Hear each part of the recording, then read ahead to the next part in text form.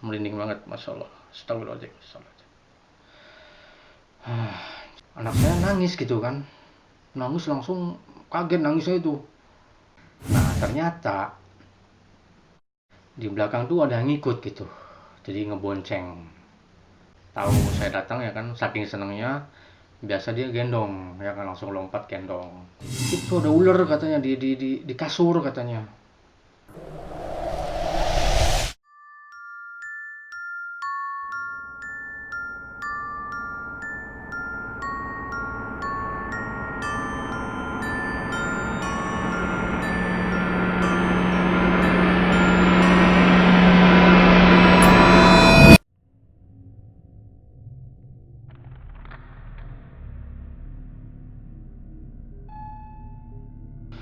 Bismillah. Assalamualaikum warahmatullahi wabarakatuh. Jumpa lagi di channel kami, bukan hantu bukan setan. Ya tentu ini kisah nyata yang saya alami sendiri, yang bukan rekayasa, bukan settingan, bukan hayalan atau bukan halusinasi, dan bukan kata orang atau katanya. Ini asli kisah nyata. Saya mau bercerita kembali untuk episode kali ini. Itu ada kemungkinan ada yang membonceng di belakang motor saya ya. Jadi peristiwa ini terjadi saat sekitar tahun 1997 ya. Ya ini kisahnya nyambung dari yang sebelum episode ini ya. Jadi episode kemarin, episode sebelumnya ya, saya masih bekerja di daerah Cikarang, yang jemputan bisnya naik atau turun lagi di daerah Bekasi Timur ya, Pulau Kapal. Karena di situ saya juga nitipin motor di sana. Jadi kalau pagi nitip motor berangkat ya. Jadi kita pas pulang jam 5 atau nyampe di Pulau Kapal biasanya setengah 6 ya. Jadi sebelum maghrib. Nah sebelum maghrib biasanya kita nyampe di Pulau Kapal Bekasi Timur, atau mungkin kalau macet ya bisa maghrib kurang sedikit lah ya. Ya kurang lebih maghrib lah nyampe situ. Saat itu ceritanya saya mau mengambil kiriman, ya biasa kiriman oleh-oleh, makanan kecil ya, jajan lah, mungkin kesukaan saya waktu di kampung atau waktu saya kecil ya, yang mungkin di Bekasi nggak ada gitu. Jadi ibu saya biasa kalau mungkin, karena ada sepupu saya yang bekerja bareng satu kerjaan sama saya. Nah sepupu saya itu mungkin kan karena istrinya di kampung ya, jadi hampir tiap bulan dia pulang kampung kan. Jadi setiap gajian pulang kampung. Nah pas dia mau balik lagi biasanya dititipin oleh-oleh sama ibu saya ya, buat saya gitu. Nah kebetulan saya udah punya anak yang umur sekitar setahunan ya, anak pertama saya sekitar umur setahun. Saya harus mengambil oleh-oleh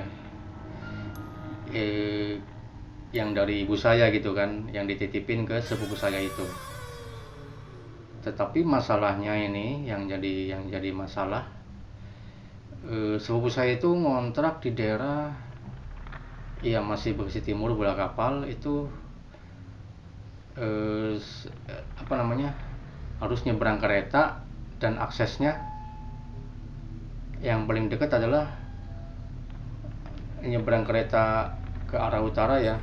Jadi ke arah mana tuh, ke Purwomenas 3 kalau nggak salah.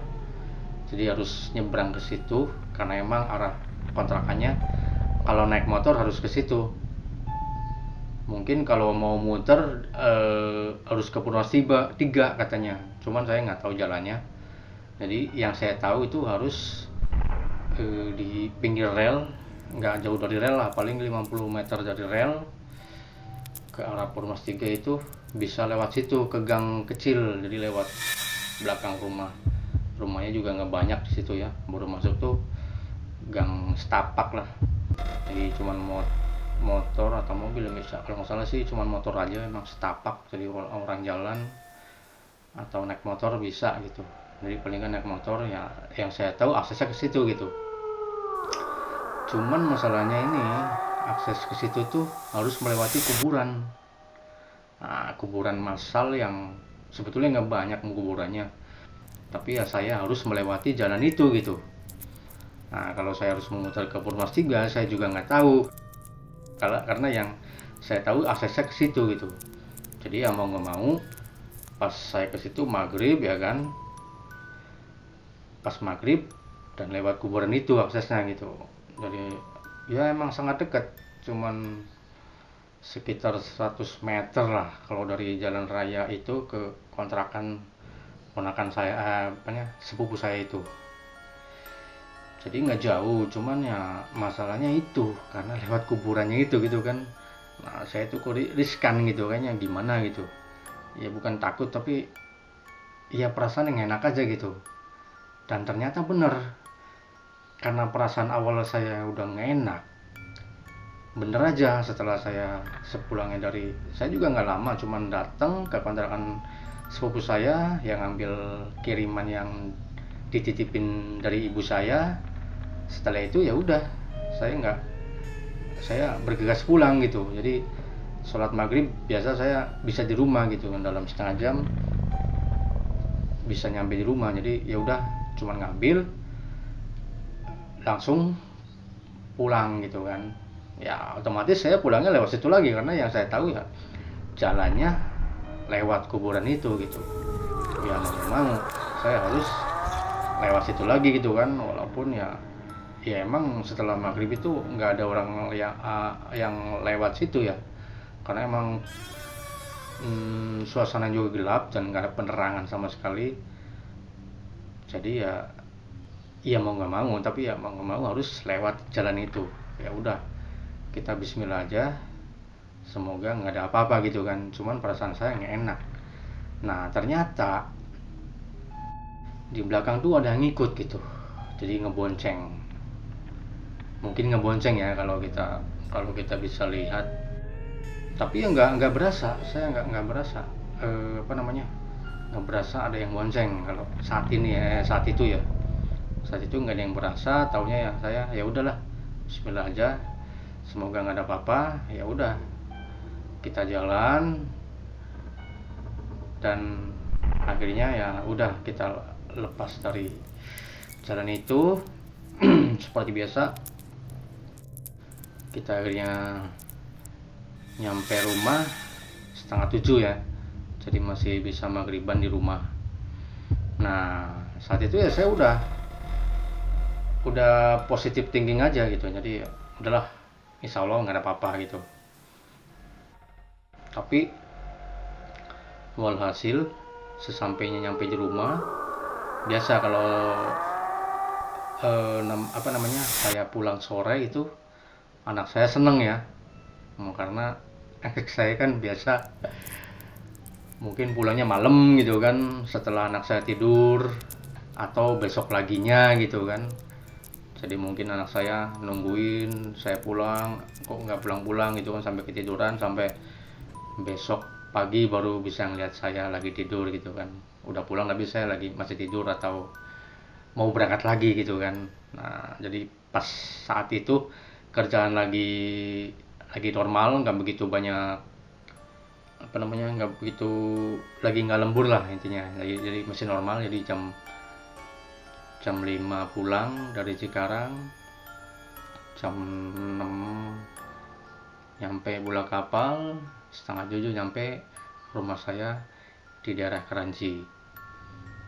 Nah, kejadiannya itu yaitu saat anak saya saat saya datang, anak saya tahu saya datang ya kan, saking senangnya biasa dia gendong ya kan, langsung lompat gendong. Nah, saya tuh waktu di jalan mikir, wah saya mungkin harus wudhu dulu gitu loh kan. Jadi di depan kan ada keran, saya ada keran di depan rumah, jadi mungkin sebelum saya nyentuh anak saya itu saya harus wudhu dulu gitu kan. Nah, tapi nyatanya pas lihat saya udah udah datang, terus anak saya lihat dan anak saya senang sekali, saya pulang sore langsung dia nemplok gendong ke saya gitu kan. Terus saking senangnya anaknya gitu kan, saya juga senang maksudnya lihat anak senang seperti itu, jadi saya juga masya Allah senang banget gitu kan. Udah lupa tadinya, awalnya mau wudhu dulu ya kan sebelum ketemu atau kita kesentuh anak saya, tapi nyatanya udah lupa sama sekali karena kesenangan tadi kan. Saya lihat anak saya senang banget, jadi saya juga senang, udah lupa. Nah, pas setelah itu, pas anak saya turun nih, bilang ada oleh-oleh dari nenek ya kan, dari kampung. Dia juga tambah senang kan, ya udah akhirnya dengan senangnya dia bawa oleh-olehnya ke dalam kasih mamanya kan. Nah, dari situ pas itu baru saya ingat, astagfirullahaladzim, tadi kan saya harus mau wudhu dulu gitu kan sebelum nyentuh anak saya, tapi ya qadarullah lupa karena tadi saking senangnya. Ya udah, ya mudah-mudahan saya nggak ada apa-apa lah ya kan. Ya tapi saya juga perasaan saya nggak enak gitu kan. Ya ternyata tadi saya bilang ketahuan ada yang monceng tadi di belakang. Pas waktunya tidur jam 9 itu biasa kita udah membiasakan diri, udah mulai siap-siap tidur ya jam 9. Nah, jam 9 ya kan anak udah tiduran. Ya saya masih biasalah jam 9 ya udah siap tidur, cuman masih biasalah di tempat tidur masih ngobrol sama istri kan. Ngobrol sini. Nah, tiba-tiba saya belum tidur itu sekitar jam setengah 10 lah. Anak saya nangis gitu kan. Nangis langsung kaget nangisnya itu. Langsung nangis, merinding saya juga. Astagfirullahaladzim. Ya, ingat saat itu ya. Merinding banget, masya Allah. Astagfirullahaladzim.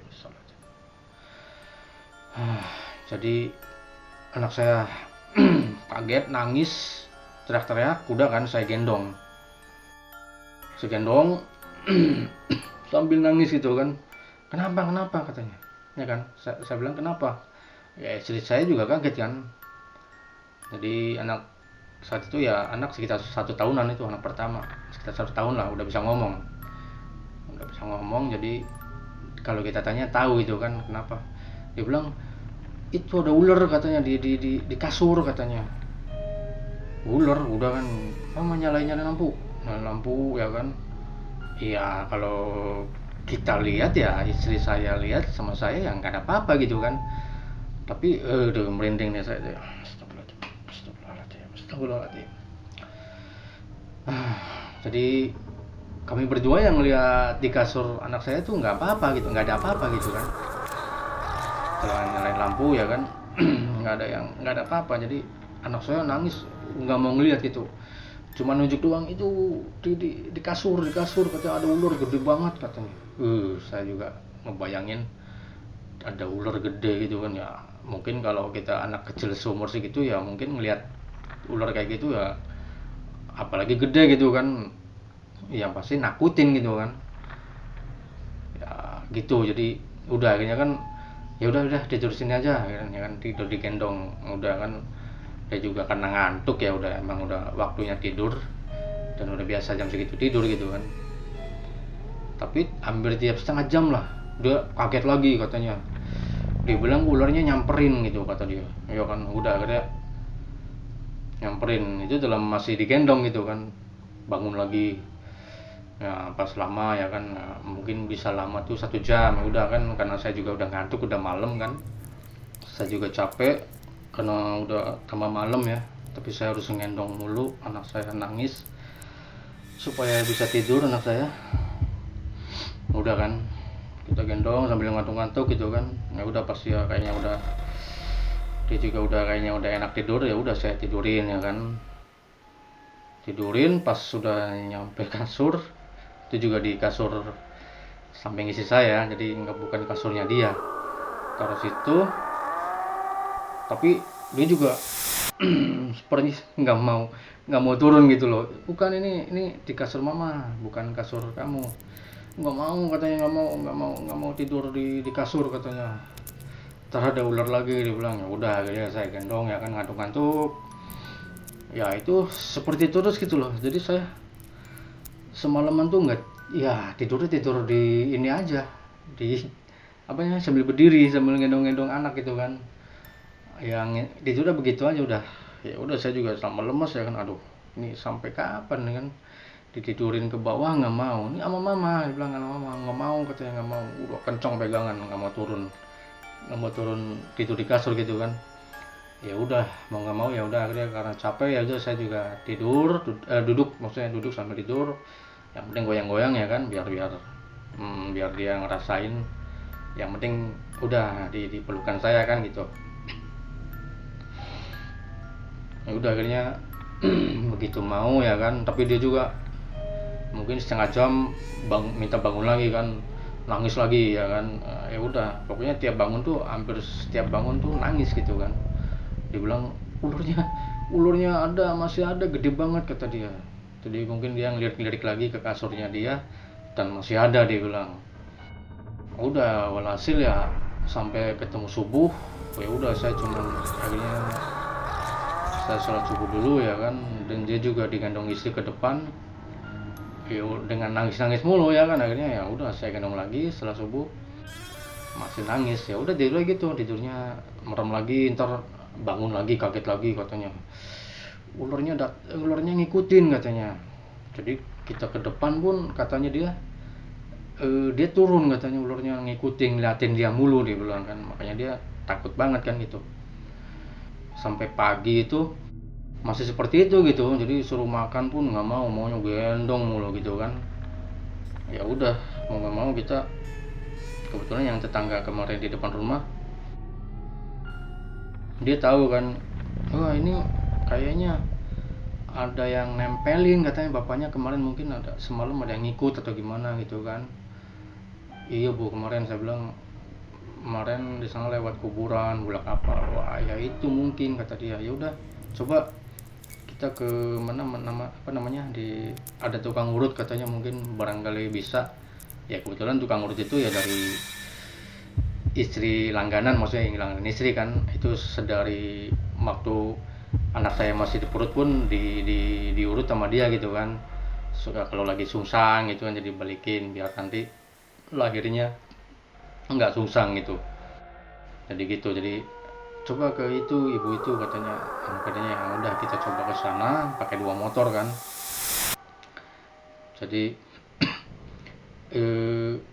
digendong istri kan nggak mau, akhirnya ya tetangga depan itu yang gendong kan, dia juga pak sama suaminya pakai motor digendong. Nah akhirnya dia dia jalan duluan, saya sama istri kan naik motor juga berdua. Nah di tengah jalan tuh, sepanjang jalan nangis mulu.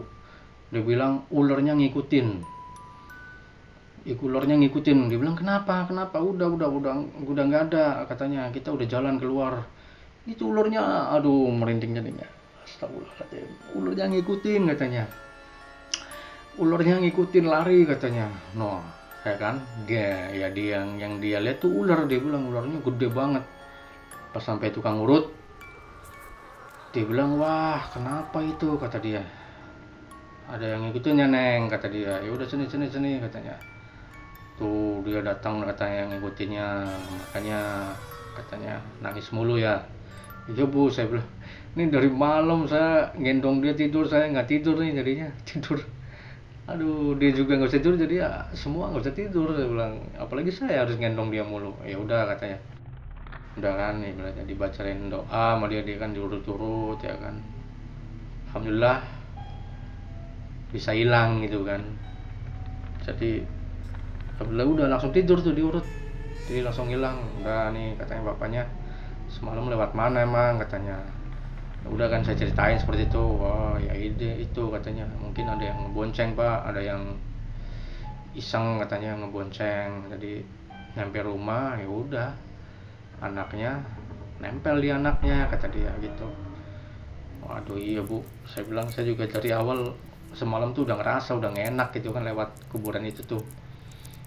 Ya udahlah bilang nanti suatu saat ya kalau ada titipan lagi saya harus muter aja deh, ntar nyari-nyari jalan ya, karena kan semalam kan saya pikir ya udahlah bismillah insya Allah nggak ada apa-apa kan, tapi nyatanya ya anak saya digangguin kan gitu kan. Jadi nggak tahu lah siapa yang gangguin dia, wujudnya seperti apa. Kata dia sih ular, tapi Allah alam suap, kita juga nggak bisa tahu siapa yang ngikutin dan memonceng motor di saya gitu kan. Ya udah kejadiannya seperti itu, jadi sangat-sangat mengganggu sekali ya. Saya kasihan anak saya juga kasihan tidurnya sambil berdiri gitu kan. Istri saya juga sama nggak bisa tidur karena harus nemenin saya dan jagain anak saya juga kan gitu. Ya ini aja cerita episode kali ini. Jangan lupa like, share, dan subscribe, dan pencet loncengnya. Tunggu saya lagi episode berikutnya. Saya masih ada cerita-cerita yang menarik dan seru lagi. Insya Allah kita jumpa lagi di episode berikut. Terima kasih atas perhatiannya. Wassalamualaikum warahmatullahi wabarakatuh.